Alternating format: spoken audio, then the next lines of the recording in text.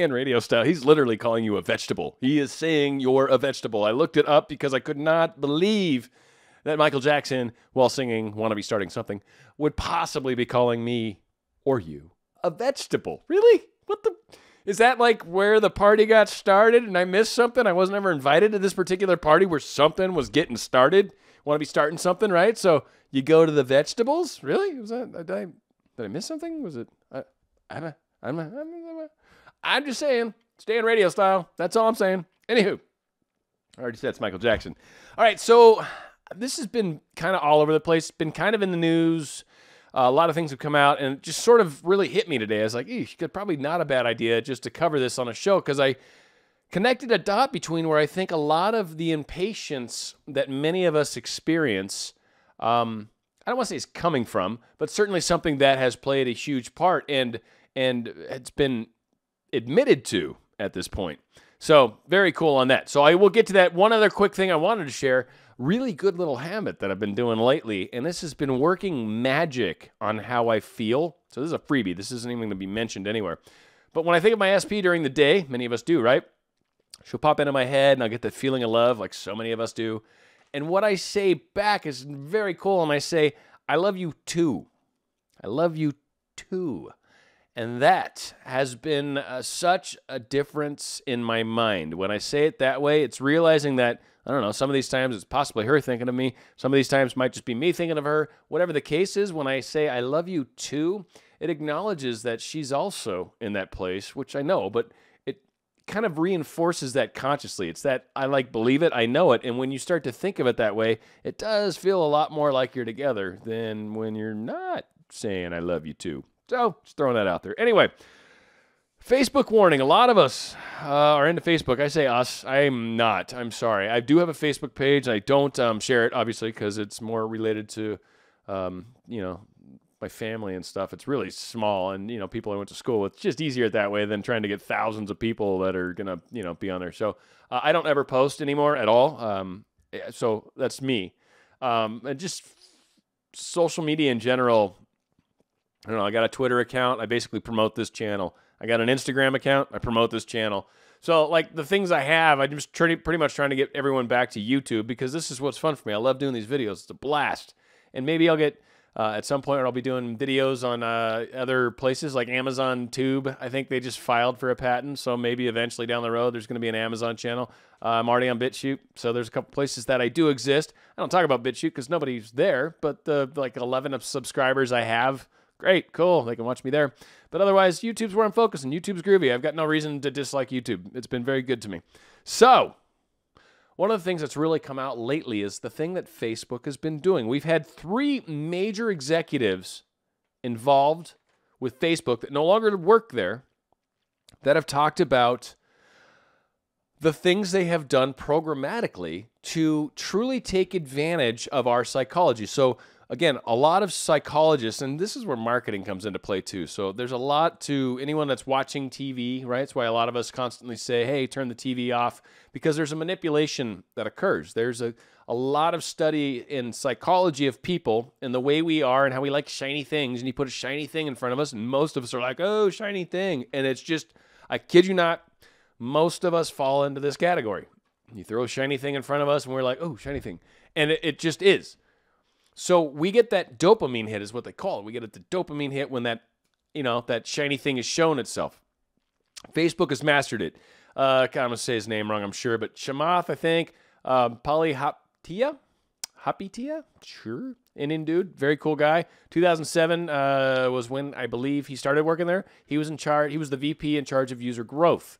So he was directly responsible for a lot of the coding that went into play, that when you're on there and you post something and you get those hits and you get that little message that jumps across and says, ooh, so-and-so reacted to your post, or whatever the case is, and it fires off that little dopamine hit and you're like, ooh, cool. And then you hop on Facebook and you look at it and then you get more of that and you just keep doing it and you keep constantly going through this cycle of doing something and immediately getting a result. And that's what you're used to. Sean Parker talked about exploiting a vulnerability in the human psychology, also a gentleman that worked there. Antonio Garcia Martinez, Facebook uses the data it collects on you to alter what it presents and the algorithm itself that presents to you. So when you fill out all your hobbies, all the songs you like, all because you want friends to see that because that's what it's there for, it's not. It's actually used as a marketing tool. So a lot of this stuff is constantly being kind of thrown back at us. And because of a lot of this programming that's been going on for a number of years now, got us, many of us, to the point where we do something and we expect instant gratification. We expect that instant dopamine hit. We expect that instant feedback.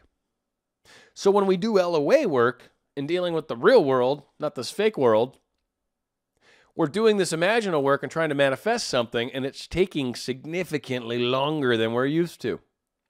And for a lot of us, that is a challenge. It's a huge challenge. And I do think this is part of that psychology. This is not right or wrong. I mean, I don't think it's cool what they're doing. And these guys, even especially this Chamath guy, or however you say that, he is specifically concerned with what damage potentially Facebook has caused society and certainly our younger generations. It is what it is, whatever. I mean, it really is. And this is, don't even get me started on politics, on the fact that leadership on this world doesn't give a crud about the small people. So again, don't get me started on that. But my point is, I think there's just a large part of why so many people, and this was the connection, this was the dot I connected, and I said, oh my gosh, I really do think that this has a huge amount to do with why so many people expect law of attraction to happen significantly faster than it does. We're not getting those dopamine hits quick enough. So yeah, maybe we get a couple signs here and there, and they will continue to happen, and I think most of us will agree to that. But the problem is many of us at some point start to go, is that really a sign, or is that just me thinking about it? Or is that just me? Like, we start to doubt the whole concept of what we're demonstrating, what we're creating. We start to doubt it ourselves because it's not giving us a solid enough like. We're not getting an actual emotion. There's not some sort of thumbs up. There's not some sort of hee or not some sort of winky, right? There's not some sort of odd emoticon to give me that instant feedback that what I'm doing is working. And that's because real life and Facebook have little in common. I think most of us can agree with that on the surface, right? When you look at Facebook, people are actually posting the most amazing things going on at that moment. Like, they didn't post the 14 fights and the crying and the fact that the two brothers were punching each other right before the photo. It was when they actually got everybody to smile. That was the photo we posted, right? It's not real life. It's a smidgen, small portion of life, a tiny percentage of our lives that are encapsulated and then shown, and then we try to get those reactions. Got to get a like, got to get a like. Oh my God, they didn't like me. I only had 14 likes. I think this has sped many of us up. So some of the things that we can do to help this anxiety, to help this, things aren't happening quick enough. Things aren't getting to that place that I need them to fast enough. Relax.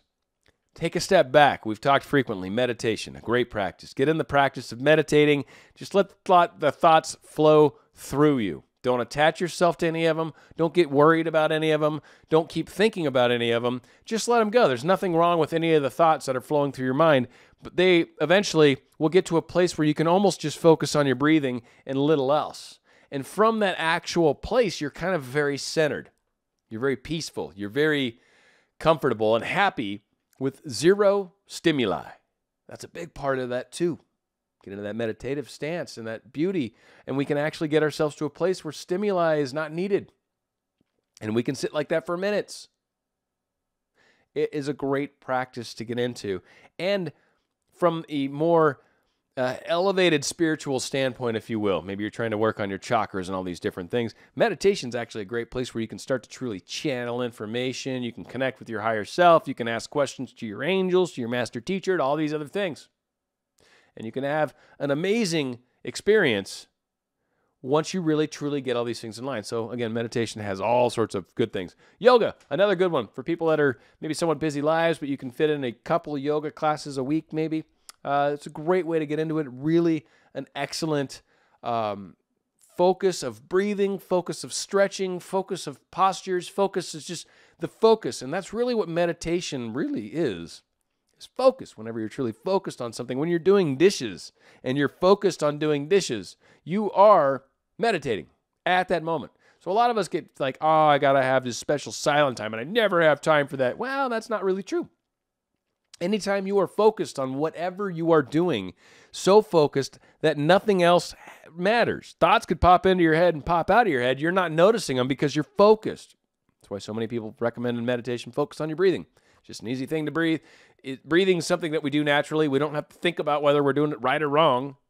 You just focus on it, and now you're focused on something that's okay, and you're not expecting anything from it, and it just gets your conscious mind off everything else. Off, what am I going to get for dinner tomorrow? What groceries do I need to buy? What errands do I have to run today? Kind of gets that anxiety covered. Gets you a little calmer for the most part. And that's really all you're trying to do. Like, if you don't meditate daily, your anxiety during, it'll start to creep up over days. But when you use meditation, it's like, ooh, drops it back down. All right, anxiety creeps back up a little. I meditated in the morning, right? I mean, it just gets you back down to a very more chill place. A little more happy, a little comfortable, chill, whatever. Pause to notice your thoughts. This is another good one. Once in a while, just stop for a second and go, whoa, what am I thinking? Where are these thoughts coming from? Not that they're right or wrong, not that you need to pass judgment, not that you have to change them. But where are these thoughts coming from? Like the I love you too that I just mentioned. It's like that's coming from a place of love. This reflection can be positive. You're like, I'm really just loving her right now. Like stopping at the moment and going, when I say I love you too, and I'm like, and I just stop and I realize what that just did for me internally, what I know I'm doing thought bridge-wise, because I've talked about that many times, and I'll probably do another show on thought bridges again soon. I mean, I've done a number of them. But again, when you're thinking good thoughts and someone's in your mind, they're feeling those good thoughts. Maybe don't know consciously right now that you're doing it, but their higher self for sure is like, all right, cool. They're getting it. They're getting it. I love you too. Like the higher self responds back quietly, of course. And if you're sensitive, you'll pick it up. Or when you're silent and meditating, and then they pop in and you feel that tingle, that glow, that warmth, that heart heats up. That's them. You're feeling it. You're feeling that love connection. Your hearts are connected. It's a beautiful thing. All right. And lastly, breathing. Even if you don't have time to meditate, right? You can take some breaths while you're sitting at your desk at work. Take a couple deep breaths. The way it's done, they call it the sacred breath. It's very awesome. It's taught all over the place, and it's an amazing way to breathe. And it's a consistent in, you pause, and it's a consistent out. You can do it as quickly as you're comfortable with. There's no rules. A lot of people want to make rules because rules are great when it comes to selling books. Do what's comfortable. It's about intention. It's about comfort. It's about staying in a good place. It's about feeling good. All these things don't need to be difficult. Don't need to have this regimented thing. I mean, yeah, there's some initiation and rites. Sure, there's probably some things that when you get down the bigger path, but life presents them to you. There's still no real fixed thing that you're going to do. Your life will bring about circumstances that will be your initiation, your rites. So when you're getting into the things that really do have specific structure needed, it kind of happens. It happens the way it needs to. You'll either meet the right people or whatever the case is, right? And I'm not going to get into crazy stuff like that because that's a ridiculously tiny portion of the population of people. That would be something that maybe I would handle on a case-by-case basis. But for most people, we're not there. Like I choose students very carefully. Very few students. I will help generally all day long. It is an awesome time. But when you get into the one-on-one, there's a lot that goes into it. And it's just a lot of effort on all people's involvement. So breathing is a huge one. In the nose, out the mouth. I just breathe through the mouth, so that's not how you should do it. But when you do it, we'll do a quick example. Do it in the nose. Hold it for a couple, and breathe out through the mouth. One recommendation that they do when you're breathing in through the nose is to take your tongue and attach it to the top of your mouth. Just throw it to the top of your mouth. All it does is it kind of opens up your airway a little bit more, and it's just something that you're consciously doing with your mouth, which also kind of helps with the nasal portion of it. So when you do the breath, put your tongue up against the roof of your mouth, breathe in through your nose, hold it,